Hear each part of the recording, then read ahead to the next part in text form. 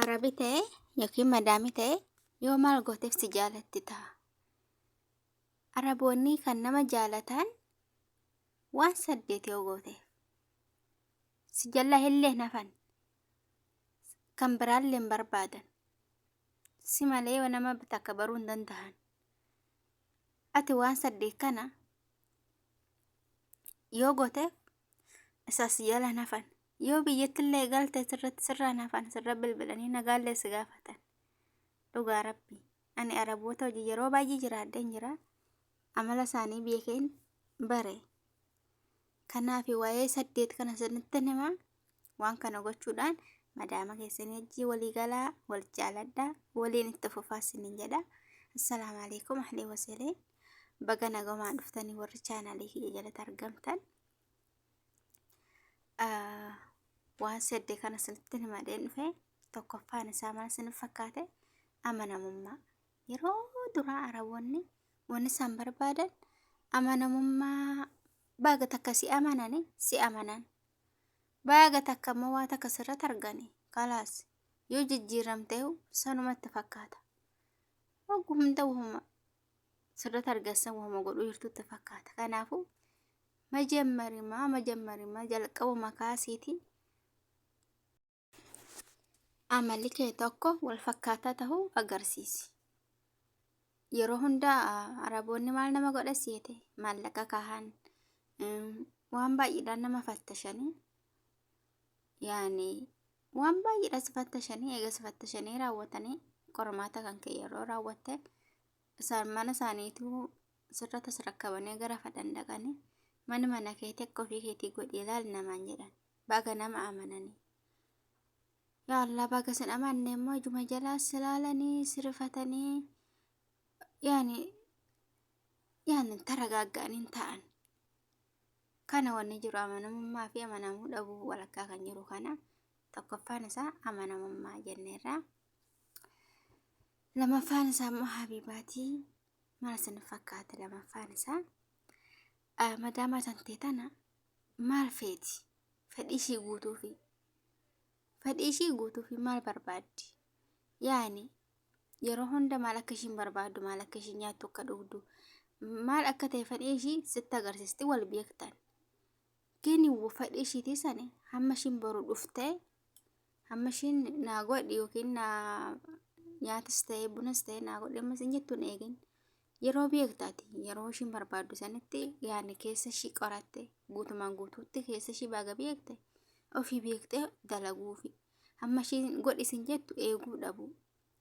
Kana gaa ta'e dhugaa rabbi akka mucaashii si jaalatte jechuudha. Keessa ishii beekteefi waan laphee ishii beekteefi egaa gooteef kana jechuudha. Maaliif ishiin hunda barsiisetti buna isaa dhugduu shaas yeroo hunda bakka yaani ani amma beeka kan ta'e beeka meeqa saa meeqa nyaatti saa meeqa buna dhugdi saa meeqatti isa jedhu ofii kiyya waan hin beekuuf isa ishiin naan hin jedhin hin godhaaf jechuudha. Kana hoo gooteef baay'ee akka gariitti si jaalatti. Lamaffaan isaa kana sadaffaan isaa immoo bakka amalatti jijjiiruu dhabu. Amala kan ka'e ittiin jijjiirin nyaaratti sutiin yeroo waanaa godhisin jette toolema jedhe yoo dalagaa kan biraarree qabdee raatte dalagaa kan biraa qabeenyiraa garraa wadhe jettaani yookiin toolema jettaani afaan hin taanetti deebisuu dhaba. Toleen eenyu hojjesse toolema jedhaa. Tolee tanan jaalatan isaaniif fadhansa. Yeroo hunda waan akkasiin jedhan toleettaniini yaa waan san kaatanii gootanii jechuudha.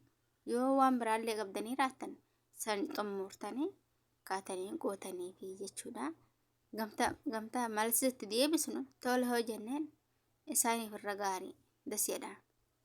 Sadaffaan isaa kana afuraffaan isaa immoo Habibaatii maal barbaadan araboonni akabbaramuu bakka kibirii ulfeessamuu fadhan jiran miti ollaan isaa dhufuu namayyoonis bakka nama biratti isaa ta'u namaan alatti isaa ta'u ulfeessamuu fadhan isaan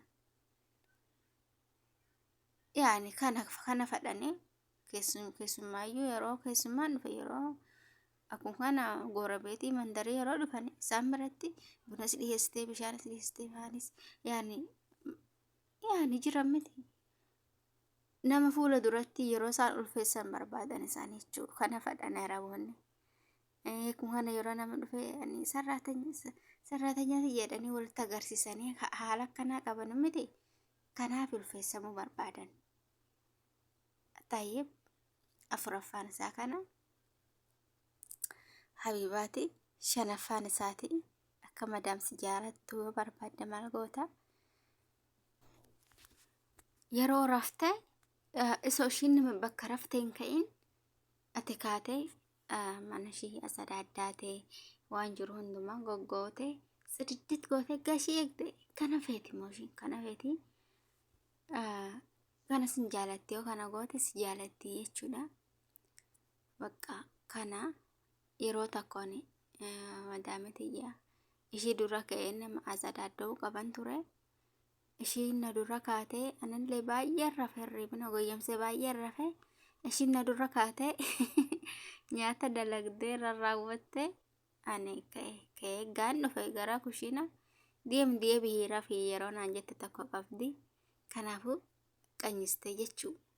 Kanaafuu Araboonni isaan dura kaatee mana qulqulleessitee yeroo isaan eegde fadhanii dasiidhaan. Shanaffaan isaa kana. Habibaati jahaffaan isaa immoo karaa sobbaru hundarratti yaani dalaganna jennee biyyaa baane miti. Kanaafuu yaani of jalaa nu ilaaluu barbaadanii nutillee bakka yaani akka isaanii ta'uu osoo barbaadnu nutillee garuu ni sarraatanyaadha. Maqaa sarraatanyaatiin dhufne maallaqaan dalagnaa warra keenya jijjiirranna jenneeti. Kanaafuu waan fadhannuun jedhanillee ijoollee isaaniillee waan fadhannuun jedhanillee sobbaruu qabna. Sobri goone sobri keenyaan itti fufuu qabna sinin jedha. Baga sobbarree wallollee walii gadi wal dhamaasuu ta'e rakkoo guddaatu uumama. Kanaafuu rakkoo keenya beeknan hilleeni sobri goone akkanaan itti fufnaa jedha. Nama carrashiisaa du'aa godhuudha. Du'aa wal gargaaruu kalaas du'aa godhu. Yeroo hunda madaam yeroo qanyistee akka tokko taate yeroo tokko sukkaaris qabaachuu dandeessi. Yeroo tokko yaani akka feetaa ta'uu dandeessi garuu sobri godhuudha. Yeroo kana du'aallee godhuudha. Du'aa waan baay'ee namarraa deebisti. Du'aa yeroo godhanne inshaallah nurraa qabbanaawanii ani yeroo hunda yeroo natti abaaste madaamiti qanyiste wallahi du'aan godhadhe narraa qabbaneessa rabbii jechuudha. Kanaafuu kana fakkaataa like share